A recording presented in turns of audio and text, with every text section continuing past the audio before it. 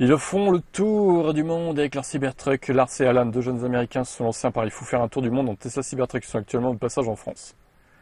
Alors je serais curieux de savoir comment ils vont se recharger en Europe avec leur Cybermoche. Ils ont démarré leur périple en janvier 2025 depuis les US. Ils ont traversé le pays avant de continuer vers l'Amérique du Sud, Pérou, Bolivie, Chili, jusqu'en Patagonie, Argentine, Uruguay et Brésil. Aujourd'hui, ils sont de passage chez nous. Voici le programme.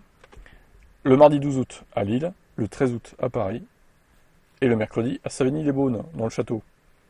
Et le jeudi 14 dans la région de Toulouse. C'est pas précisé où exactement. Au total, ils prévoient de traverser 60 pays et de parcourir 100 000 bornes. Leur voyage a d'ores et déjà été approuvé par le Guinness World Record.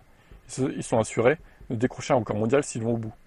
Une initiative qui rappelle celle de Lexi Halford à bord du Ford Explorer électrique. 28 000 km et 30 pays parcourus. Encore un record inutile, oui et non. D'un côté, on peut se dire que cette traversée n'apporte pas grand-chose. Il n'y a pas d'objectif pour en parler.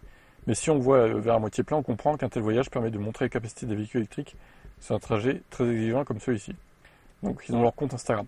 Mais alors moi, je me pose la question de la légalité de ce voyage en Europe, puisque le Cybertruck n'est pas homologué en tant que tel pour rouler sur nos routes. Donc, quid de la légalité de ce trajet en fait? Genre s'ils se font contrôler par la police française par exemple, ce qui devra arriver à mon avis, ou même la police allemande ou belge, je sais pas, qu'est-ce qu'ils vont leur dire en fait? Parce que là, en l'état, le véhicule est vraiment illégal en Europe quoi. Je sais pas s'ils ont réfléchi à ça, bon je pense que oui, mais dans ce cas-là, s'ils ont le droit de rouler, les autres ont le droit d'importer un Cybertruck des États-Unis et de rouler aussi finalement. Enfin, il y a quelque chose qui m'échappe là. Votre avis là-dessus, votre avis, est-ce que c'est légal pour eux de rouler en Europe?